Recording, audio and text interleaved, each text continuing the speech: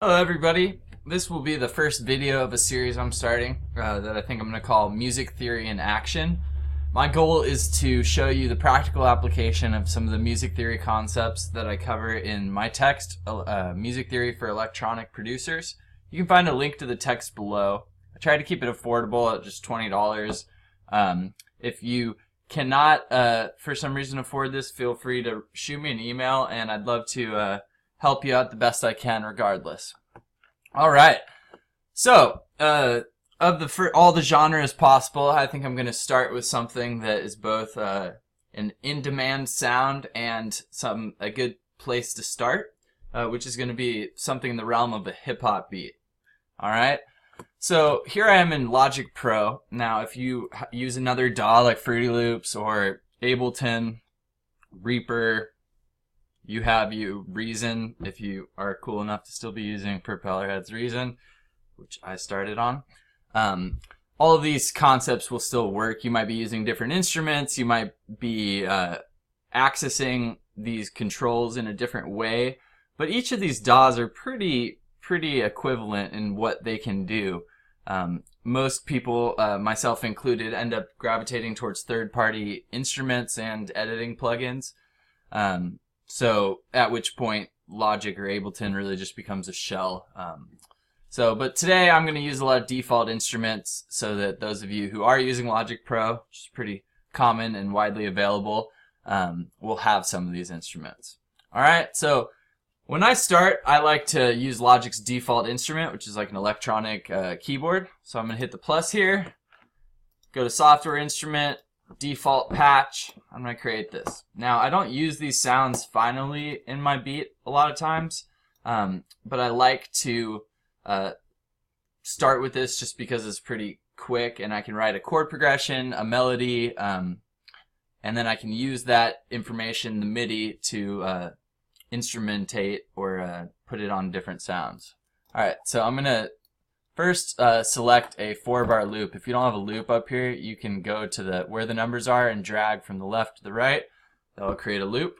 Now, I already changed the BPM of this project. I'm going to be working at 140 BPM today. This is somewhat of like more of a modern tempo for hip-hop tracks. It's, in my opinion, comes out of the electronic music domination that was the last decade. So dubstep and trap music and a lot of the club equivalents of hip-hop are at between 140 BPM and 160. So I'm going to work at 140. A lot of the beats I've heard from rappers who would fall into the trap realm are using BPMs around here.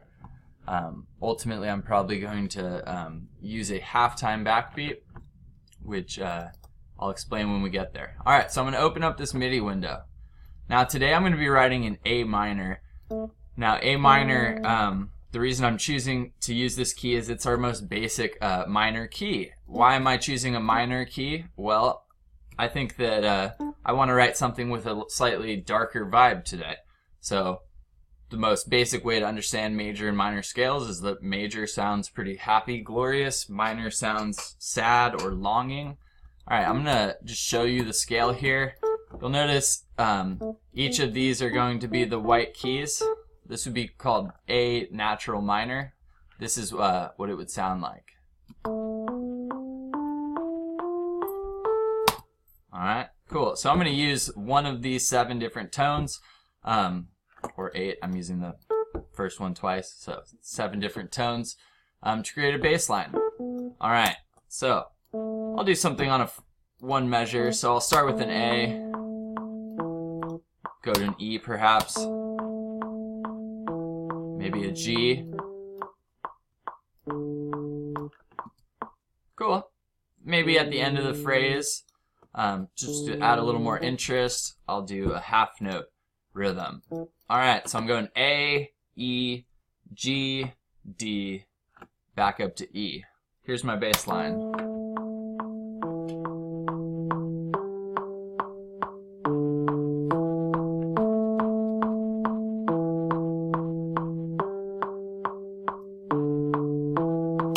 Cool, it's a good start. Alright, now what I'd like to do is harmonize chords on top. So I'm going to add 2 different notes to each of these. Now, where these chords come from, remember A minor is all these white keys. So each chord, if these are root position chords, meaning I'm going to use an E chord, turns out to be E minor here. I'm going to use a G chord or G major here. So I can basically create those by skipping white keys. So one white key, that's the next one. So that would be an A minor. Now E, skipping. Now for the key command, I'm holding Option here to quickly copy notes.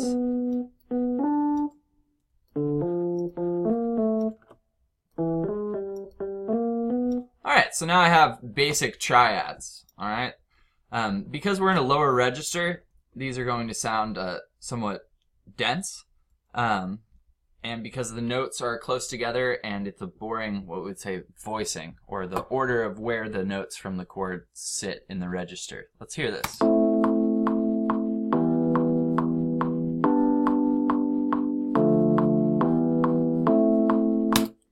Cool. It's actually not bad. Well, to make it more interesting than just straight triads, I'm going to grab this bass line, in other words, the low notes. Oh, didn't mean to get that one. I'm going to put these down an octave. Alright, getting pretty good. Now I'm going to vary where I put each chord tone. So I'm going to throw the 5th down an octave. Up here, I might leave it the way it is. Up here, let's throw the D down an octave. That way we have this sort of top line descending, and there's continuation, or it's continuing. Sorry, jumbled my words there. All right, so let's hear this.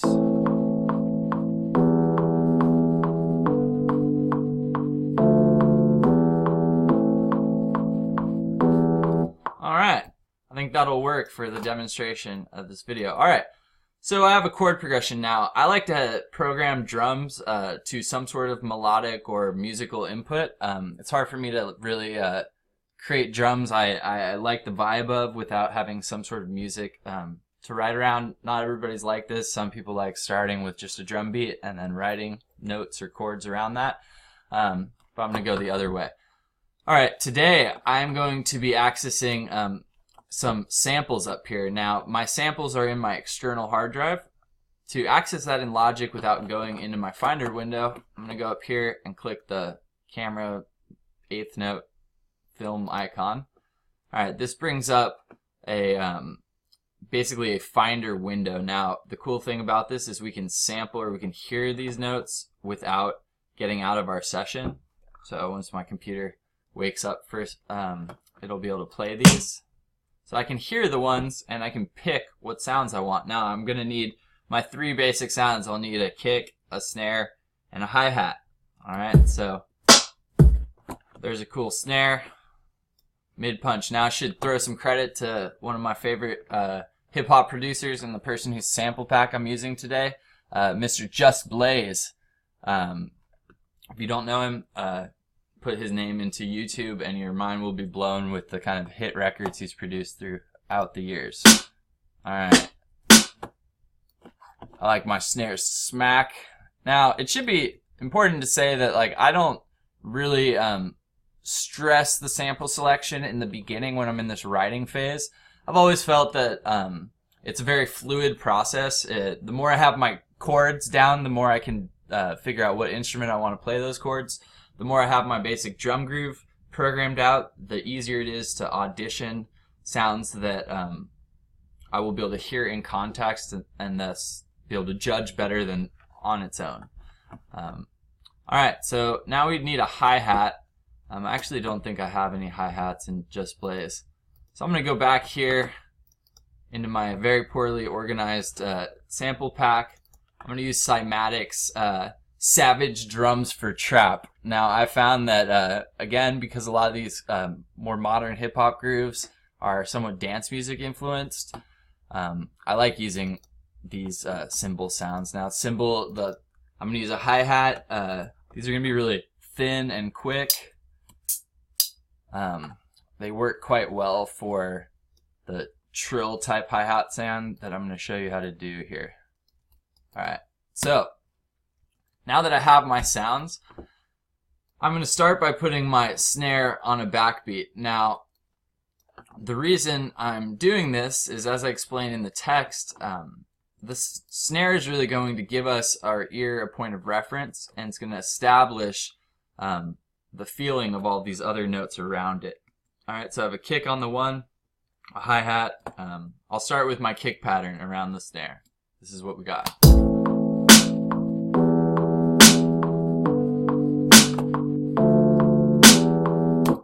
I'm actually going to change this to a 4-bar loop, so remember, I could just turn it off, drag 4 bars, it'll play. Alright, let's throw the kick in here on top.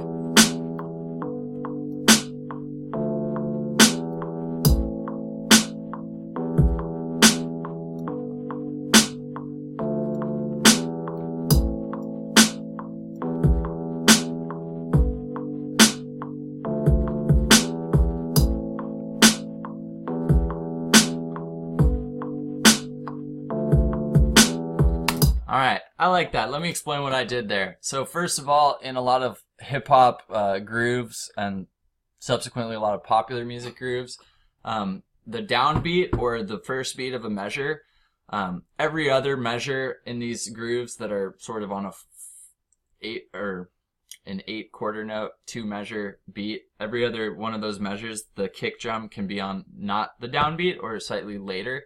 I think this is kind of cool. It falls into what we would call syncopation, and it makes it so that a lot more interesting rhythms can come out. It's not as straight and straightforward, which is kind of a good thing.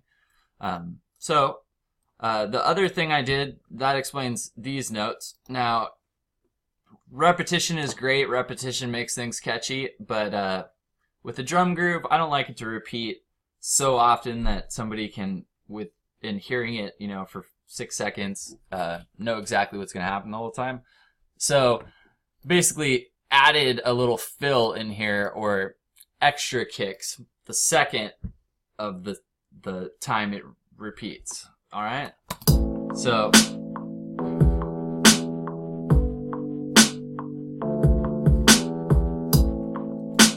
all right, now I'm going to add a cymbal pattern in here.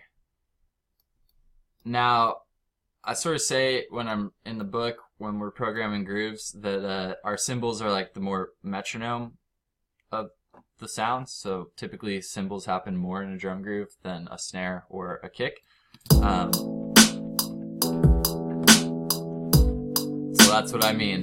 There it is, the metronome. Now, that can be kind of boring, so let's start adding some more in there.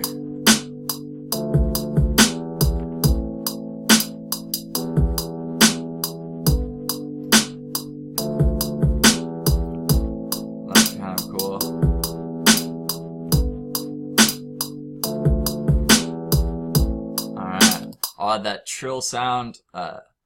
So we can be accurate about these, but since it's such a fast rhythm, it almost doesn't matter. Basically, these are each 16th notes, so this is a rough 30-second note pattern. That would be a fast rhythm, and you'll hear it now.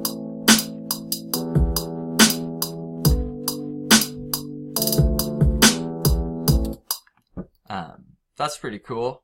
How about I add a little syncopation there.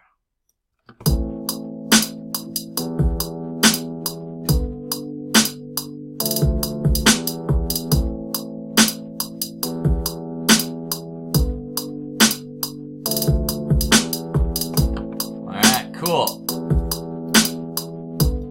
I'm going to copy this over. Now remember, variation is cool. So perhaps I changed the cymbal.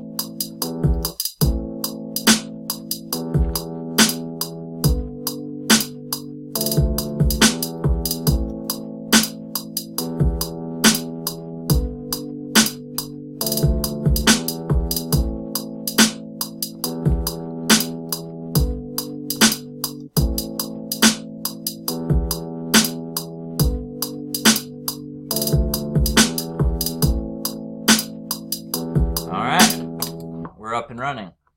Alright, I'm gonna add a bass in here. Now, a lot of people, a lot of my students and a lot of my clients, they're coming in, the basses that they're hearing in at least hip-hop grooves are many times an 808. Alright, so a great way of getting an 808 is learning how to build one. I love using Serum to do so. Today I'm going to cover sampled-based 808s. These are going to be more accessible to people. So while Serum's $180, I've seen companies like Cymatics giving away 808 sample packs. It's such a popular sound and a relatively easy one to make that there are a lot of options out there.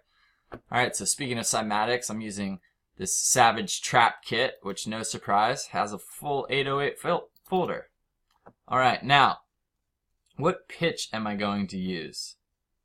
Alright, well, this is a tough example because notice there are no A's. Alright, so I'm going to show you a little trick here. A better option is probably going to a sample pack where we do have an A. But one thing you could do if you're limited by these is you could repitch them. So I could take a G, something like that. I could put, if I'm not using third-party plugins, I would use Wave's sound pitch shifter to use this, but in Logic, I'm going to use their pitch shifter. The only difference is sort of the quality of how you can hear it. Now, semitones. Let's talk about this language. A semitone, again, is one note adjacent on the piano. Certain white keys you're on, adjacently, will be another white key. However, certain white keys you're on will have a black key beneath it. So our sample started at a G. We're here.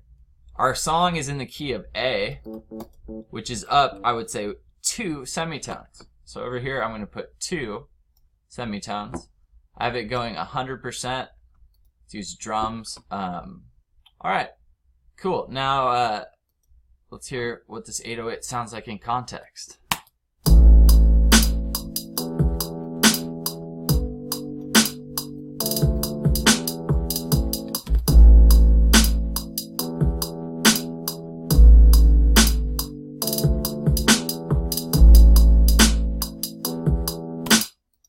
Decent. Alright, so let's talk about an 808 pattern. Now, I already put these on every other downbeat because that's where our kick is lining up. The easiest bass lines to do around, which are going to require some special mix love on our part, would be putting the 808 in line with the kick drum. Now, for something like this pattern, we get kind of a cool option. We could have it line up. We could do multiple 808s. We could choose a few of these. I have an idea. Let's put it on the second one. Now, this is going to make this rhythm that our kick and 808 hit on somewhat stand out. Now, I mentioned we have some mix stuff going on, so I want to address that really quickly. We just used a kick drum and an 808. An 808 is almost a pitched half kick, half bass drum, meaning they're going to have a lot of overlapping frequencies. Now, some of those overlapping frequencies we'll be able to mix with some, putting them in different space, reverb, having one centered or like the stereo width of the signal. For this example, I'm going to show you how I would do it with an EQ. So let's say we want these overlapping. Now, in hip hop, our 808 is going to take the place of like the girth of the low end. All right, so my 808 I'm going to leave alone. I'm going to start by examining what frequencies are in the kick. To do this, I'm going to bring up Logic's EQ. Click here. I'm going to turn my analyzer on. I'm going to hit play. All right, so we see it's living between 50 and 100 mainly. Let's look at our 808. Turn the EQ on there. Alright, notice that our 808 is also quite girthy there. But it looks like our 808 really starts to duck around 100. And our kick is still in there. Well, great. 100 is going to be a lot of the punch, so we're going to use the kick to sort of thicken up the 100 area. So I'm going to, on my kick EQ, I am rolling off or cutting off the sounds below 100. Now, I could also give it a sort of a duct, if you will, because again, our 808's going the other way. Now, the idea is that we don't actually want to make the kick sound less powerful because again, the 808's happening with the kick, aside from these other beats. Now, when the 808 is hitting with the kick, it's going to fill it in. These kicks are going to sound a little thin. We'll have to see in context if we like that. All right, so let's go back and play this.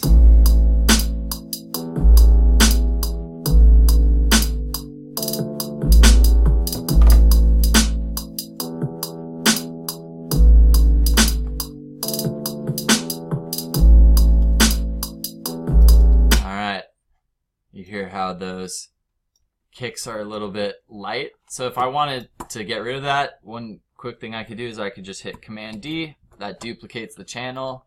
I could grab my kick patterns that don't overlap, put them on their own channels. So drag them down, turn off the EQ, see what we think.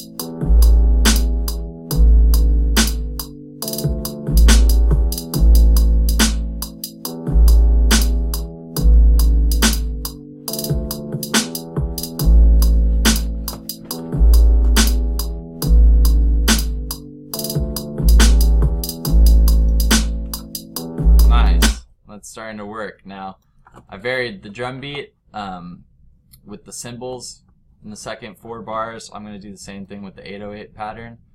I actually think it would be cool to do a short 808. Now, what I just did there, obviously the sample's longer, so I'm dragging to the left. I'm using a fade tool. You can access that up here. I have my key command changed so that P is my pointer tool and F is my fade tool. So I can just hit F, drag over, I have a fade. Alright, going back, I hit P, back to my missed one there. Alright, so we have this.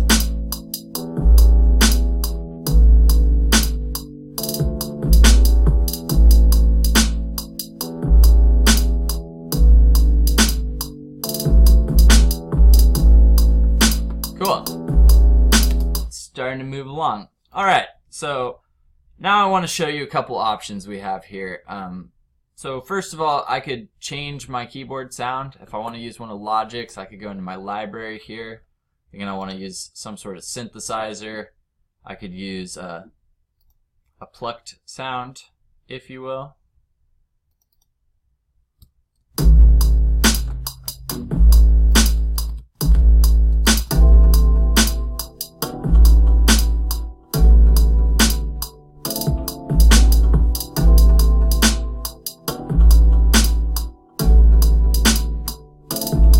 Trippy sounding. Alright, so I think that's cool. Now what I want to do is I'm going to duplicate my channel. I'm going to bring this chord MIDI down. Alright, I'm going to mute this channel because I'm going to change it to something else. Alright, now after chord writing in the book I talk about arpeggios, which are basically a broken chord or a chord played one note at a time. One great way we can do that is by hand. I could go in here, shorten each of my chord tones, and then create a pattern. Now, that's a great way of doing it, and it's a great way of being a direct architect of what's ultimately happening in the music. I will show you how to do that in 1 second. I want to point your eyes over to Midi Effects, because I don't think I got a chance to talk about these in my previous tutorial. But Midi Effects are like things that are going to change the MIDI on its way into the instrument that's creating the sound. Alright, remember that over here demonstrates our signal path. Aside from the EQ, notice it goes down here. That's just a way to be able to see it quicker. But basically, we're going from MIDI effects into our instrument, into our effects rack, and then into our main output mixer. So up here, you'll notice there's an arpeggiator. Now this is a tool Logic gave you to basically automatically make what I'm telling you is very common way of creating interest in music. Alright, so let's just go through some of their defaults.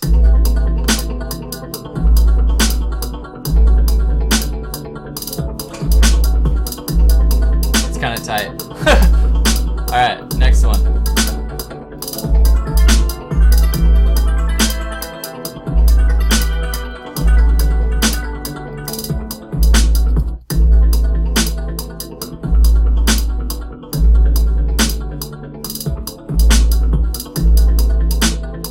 Alright, if you think that's too fast, this is how we change the rhythm. I can put it on an 8th note.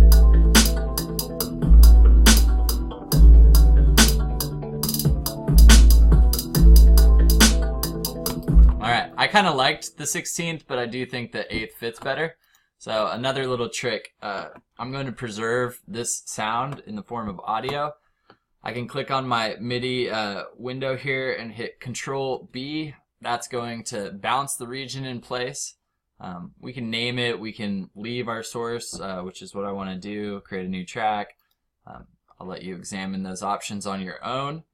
When I bounce it, notice I have an audio window in here. Now that's cool because I could just mute that, but I have it there. Now if I double click, I could say 16th note ARP pattern. That way I know what I'm talking about. Over here, I can go back to my 8th note, have it.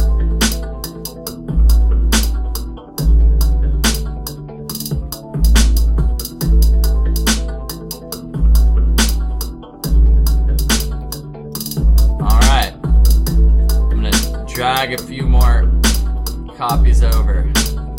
Alright, cool. Now I want to get a little bit more of an arrangement in here. Alright, so for instance, I'm probably going to have this beat go 3 times without starting. Actually, let's do an 8-bar intro. Now notice, I did not get rid of them all. I am going to leave those as a sort of a fill. Alright, so now we just have our ARP. Now this other MIDI that I left, I did that for a reason. I'm going to choose a pad. Let's just grab one, Dream Voice. It sounds cool.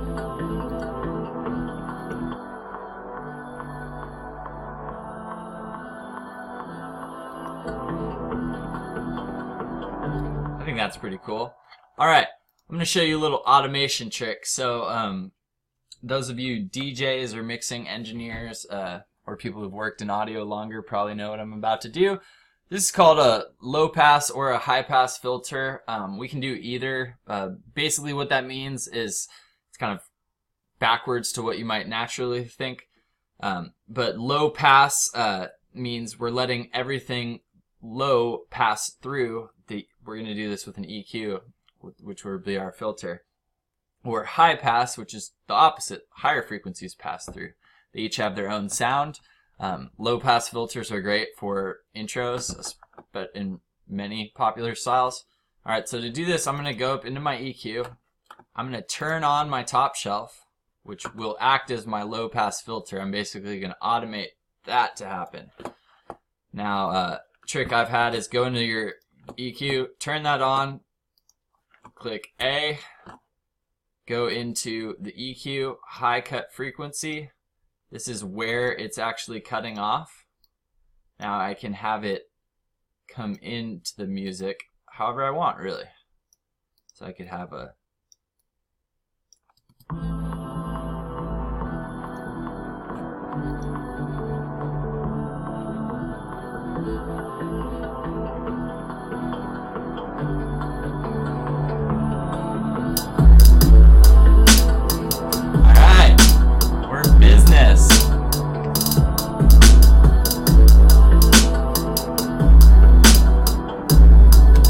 that ARP to sit up front, so I'm going to turn down our pads.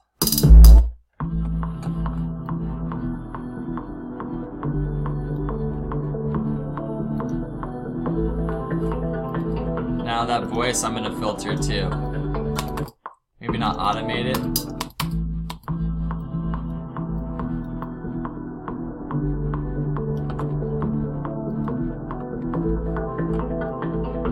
Again, turn on my high cut.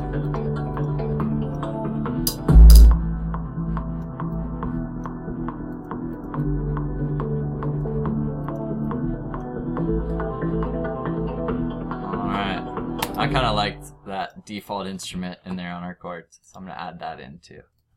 Grab all that, Option drag.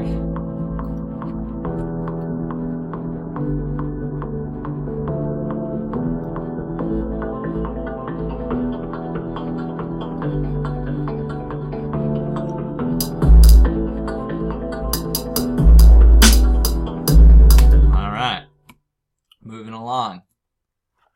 Always never forget to save your projects, so I'm going to save this on an external drive. Be kind to your general hard drive memory, and to get yourself a solid state or a high quality external drive, and do most of your saving on that. Thunderbolt's essential though, so you don't get lags or bottlenecking for Logic to work. Alright, I'm just going to put this in Music Students, and I'll save this as Hip Hop Music Theory Demo. Alright, at the very least, if my system crashes, which it shouldn't, did a lot more in the past before I had better gear, but if it were to crash, I at least have this. Now, Command S, just like in Microsoft Word or most programs I've used, is our automated function for save, so get in the habit of doing that frequently. Alright, so we now have our groove going. I'm looking forward to writing a melody over this, but before I do that, I want to cover one more technique that's a pretty fun one to use, and ultimately we can take our sound design a little further. So what I'm going to do is I'm going to actually drag both our Dream Voice, the pad that sounds like a vocal, and our electronic piano. I'm going to bounce those in place. Now before I do that, I'm actually going to, actually let's just do it the way it is. Alright, so Control B. It's going to create an audio file with both those two. Alright, sounds like this.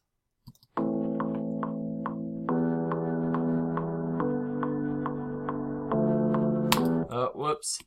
That filtering is not what I want there, so I'm going to come in and you'll see why I didn't want that. Alright, Control B, bounce in place. Alright.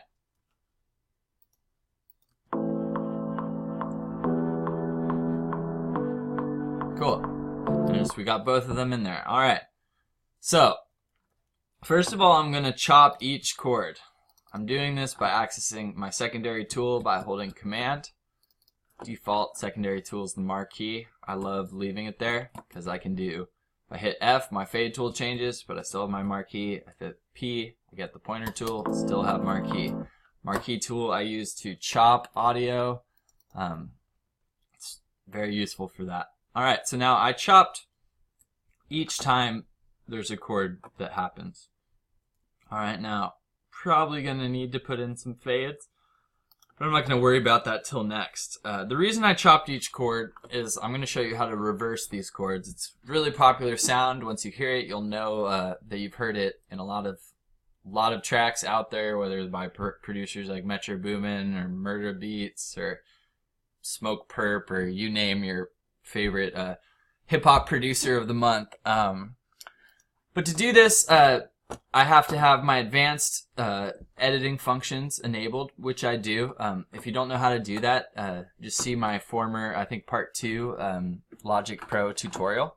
So I'm going to double click on these. I'm going to go to File, Function, Reverse. Now I'm going to do that for each of them. It's kind of cool that this window stays open where we need it. So I'm just clicking through, reversing, reversing. Alright, let's hear this. Now the idea is I chopped up the chords, so the chord progression hasn't changed. The first measure is still an A minor. The difference is now it's A minor going backwards, which can be cool. Let's hear if it is cool.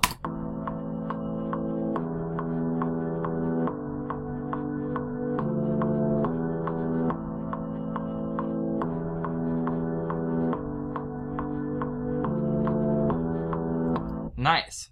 Very cool. Now, you can definitely hear the swelling effect that the reverse creates. If you wanted this to be more of a profound effect, what I recommend doing is shortening up MIDI using a plugin like a delay or a reverb, which will create an extension, or reverb will have reverberation that trails after the sound, or delay will have an echo trailing after the sound.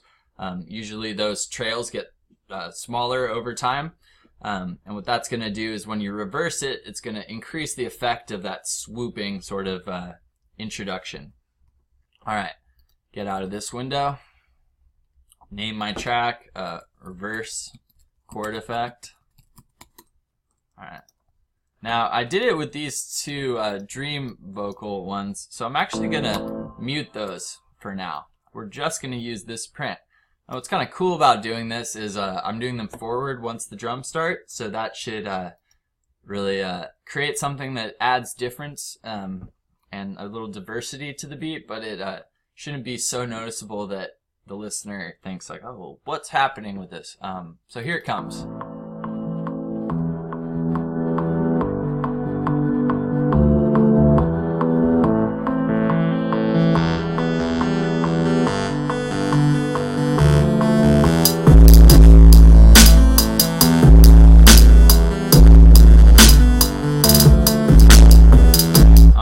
What I noticed there is that this Eastern hammer comes in quite loud relative to everything else.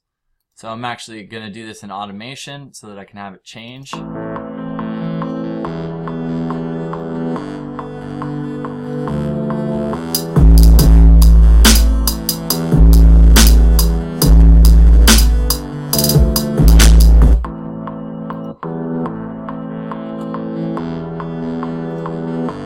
That's cool. Now that filter, just the high part of that instrument, kind of annoys me, so I'm gonna filter it out.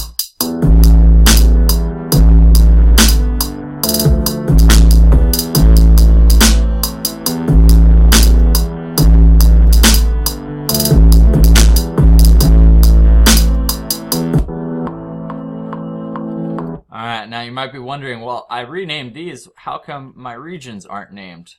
This is something that takes most of us Logic Pro users a second to realize.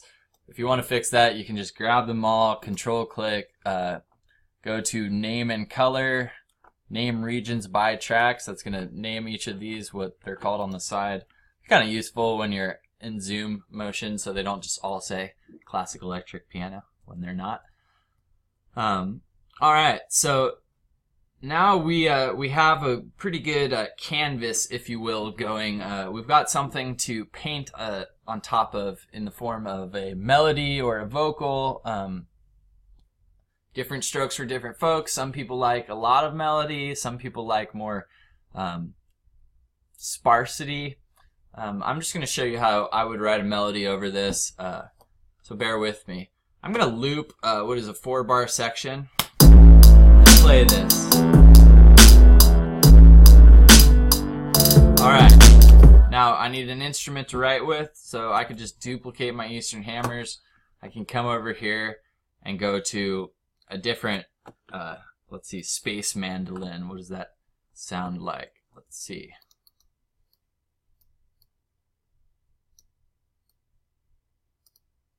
Whoops. Get that. 4 bars.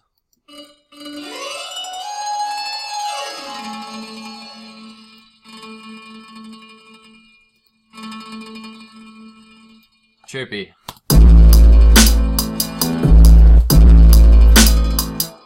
Alright, I don't know if I'm going to want to use that finally, but again, this is a fluid process. Great thing about MIDI or doing anything in the computer is it's pretty easy to replace a sound or an instrument. But I think that'll work for the writing purpose. Alright, remember, any of these white keys are fair game. Now, I'm not going to cover how we could use the chromatic tones or non-scale tones. There's many ways we can. I would consider it a slightly more advanced technique, and I want to start from the ground up.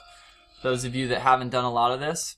Alright, if you're wondering how I'm changing my window, just to remind you, I'm holding Option on my keyboard and using a roller or tracker mouse on my mouse here.